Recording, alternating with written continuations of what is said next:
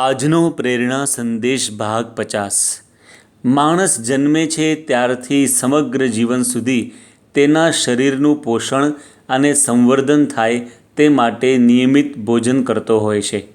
શરીરને ટકાવવા, પોષવા અને વિકસાવવા માટે જમવું એ જરૂરી પણ છે। તેથી જ કોઈ માણસ દિવસમાં 2 વાર તો કોઈ 3 વાર અને કોઈ તો 5-6 વાર પણ આહાર લેતા હોય છે। પરંતુ આપણને કોઈ દિવસ એવો વિચાર આવ્યો છે કે આ શરીરને આપણે આટલો બધો ખોરાક આપીએ છીએ, પણ આત્માના ખોરાકનું શું? આત્માનું પણ પોષણ અને સંવર્ધન થાય એવો આહાર આપવો જોઈએ। પરંતુ આત્માનો આહાર એટલે શું? તો આત્માનો આહાર છે કથા વાર્તા। જો માણસ કથા વાર્તા ન સાંભળે તો આત્મા નબળો પડી જાય છે। આત્મા નબળો પડી ગયો છે તે કેવી રીતે ખબર પડે? તો ખરાબ વિચારો વધી જાય છે, આચરણ બદલાઈ જાય છે। વિષય, વ્યસન, વહેમ, વિકાર, વાસના વધે એટલે સમજવું આત્મા નબળો પડી ગયો છે। પરંતુ જેમ જેમ કથા વાર્તા સાંભળવામાં આવે છે તેમ તેમ આત્મા બળિયો થતો જાય છે અને વિષય, વ્યસન, વહેમ વગેરે બધું જ નાશ પામતું જાય છે। એક સત્ય પ્રસંગ દ્વારા આ વાતને સમજીએ। આજથી 200 વર્ષ પહેલાં ગુજરાતના સોરઠ પ્રદેશમાં આવેલા માળિયા ગામમાં રામો હાટી નામનો એક માણસ રહેતો હતો। એ બધી વાતે પૂરો હતો એટલે દારૂ, માંસ, વ્યસનો અને અણસમજણથી ચકચૂર એનું જીવન હતું। એ ગામમાં એકવાર ભગવાન સ્વામિનારાયણના ઉચ્ચતમ કોટીના પરમહંસ અક્ષર બ્રહ્મ સદ્ગુરુ ગુણાતીતાનંદ સ્વામી પધાર્યા હતા। તે સમયે રામો હાટી ગામના ચોરામાં બેઠો હતો ને પોતાના જેવા મિત્રો જોડે અલગ મલગની વાતો કરી સમય વેડફી રહ્યો હતો। ગુણાતીતાનંદ સ્વામી તેઓની પાસે ગયા અને કથા વાર્તા કરી। સ્વામીએ તેને પૂછ્યું, રામા હાટી, શું સિંહને લાડુ, સાટા, જલેબી આપીએ તો એ ખાય? રામાએ કહ્યું, ના સ્વામી, ના ખાય। ગુણાતીતાનંદ સ્વામી કહ્યું, જંગલી જનાવર છે તે માણસનું ખાણું ખાતો નથી, તો માણસે એવા જનાવરનું ખાણું ખાવું જોઈએ? વળી ન પીવાનું પીવે તે શું માણસના લક્ષણ છે? ગુણાતીતાનંદ સ્વામીની કથા વાર્તાના શબ્દો રામા હાટીના આત્માને જગાડી ગયા। તેથી દારૂ, માંસ અને વ્યસનો છોડી તે સત્સંગી બન્યો અને પછી તો આત્માનું બળ એટલું વધી ગયું કે સમગ્ર જીવન આદર્શ મનુષ્યની જેમ જીવ્યો અને સત્સંગ કરીને સુખીઓ થયો।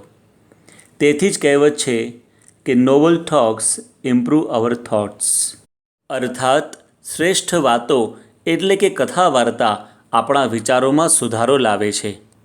1982ની સાલમાં પરમ પૂજ્ય પ્રમુખ સ્વામી મહારાજ સારંગપુરમાં વિરાજમાન હતા। બપોરની કથાનો સમય થયો તેથી તેઓ સભામંડપમાં જવા નીકળ્યા। એક સંતે તેઓને કહ્યું, સ્વામી, આપ આરામમાં પધારો, આપને કથામાં જવાની જરૂર નથી, આપને ક્યાં કંઈ અધૂરું છે? ત્યારે પ્રમુખ સ્વામી મહારાજે કહ્યું, કથામાં ન જઈએ તો આત્મા નબળો પડી જાય। સત્પુરુષનો આત્મા તો હંમેશા બળવાન હોય છે, પરંતુ તેઓ પોતાના ચરિત્રો દ્વારા આપણને શીખવે છે કે આપણે જો કથા વાર્તા ન સાંભળીએ તો આપણો આત્મા નબળો પડી જાય। અરે થોડાક સારા શબ્દો પણ જો કાને પડે ને તો કેવું પરિવર્તન આવે છે, કેવો સુધારો થાય છે, તે માટે એક દૃષ્ટાંત સાંભળવા જેવું છે। પહેલાંના સમયમાં મોલમાં ચોરીઓ બહુ થતી, કારણ કે કેમેરા સિસ્ટમ હજુ એટલી ડેવલપ થઈ નહોતી। તેથી મોલના વ્યવસ્થાપકોને વિચાર આવ્યો કે શું કરીએ જેથી ચોરી ઘટે, કારણ કે દરેક કસ્ટમરનું ઇન્વેસ્ટિગેશન તો કરાય નહીં। તેથી બુદ્ધિશાળી માણસોને કન્સલ્ટ કર્યા। એમાં એક વ્યક્તિએ એવો વિચાર આપ્યો કે મોલમાં દર 10 ફૂટને અંતરે એક ટેપ રેકોર્ડર વાગતું હોય, જેની અંદર 2 જ વાક્યો બોલાતા હોય, I am honest, I should not steal, હું પ્રામાણિક છું, મારે ચોરી ના કરવી જોઈએ। અને એ પ્રકારે વ્યવસ્થા કરવામાં આવી। આશ્ચર્યની વાત એ થઈ કે 6 મહિનામાં 80% ચોરી એની મેળે ઘટી ગઈ, કારણ કે ચોર ચોરી કરવા કોઈક વસ્તુ લેવા જાય ને એને સંભળાય, I am honest, I should not steal, હું પ્રામાણિક છું, મારાથી ચોરી ના કરાય, અને તે વસ્તુ પાછી મૂકી દે। 2 સારા વાક્યો પણ કાનમાં પડે તો એની પણ સારી અસર થતી હોય છે। તો જો નિયમિત કથા વાર્તા સાંભળીએ તો કેટલો બધો સુધારો થઈ જાય। વિશ્વવંદનીય સંત પરમ પૂજ્ય મહંત સ્વામી મહારાજ પોતે જ્ઞાનનું સ્વરૂપ છે, છતાં તેઓ ખૂબ જ મહિમાથી એકાગ્રતાથી કથા વાર્તા સાંભળતા હોય છે. એકવાર તો 7-8 શિબિરોમાં એકની એક કથા તેઓએ વારંવાર સાંભળી. ત્યારે સંતોએ પૂછ્યું કે સ્વામી, એકની એક વાતો વારંવાર સાંભળવાનો કંટાળો નથી આવતો? ત્યારે મહંત સ્વામી મહારાજ બોલ્યા, સાંભળવાનું હોય તો કંટાળો આવે, સુધરવાનું હોય તો કંટાળો ન આવે. આપણે ઘણીવાર આપણા મિત્રો આગળ કે ઓફિસમાં કોવર્કર્સ કે બોસની આગળ કે પછી આપણા ઘરના સભ્યો આગળ એવું પ્રૂવ કરતા હોઈએ છીએ કે આપણે સારા છીએ. પરંતુ if you listen to spiritual discourses, you don't need to prove, you will automatically improve. આપણે કોઈને પ્રૂવ કરવાની જરૂર નથી કે આપણે કેવા છીએ, પરંતુ જો આપણે કથા વાર્તા સાંભળીશું તો આપણી અંદર ઇમ્પ્રૂવમેન્ટ થશે, જેની નોંધ બધા એની મેળે લેશે.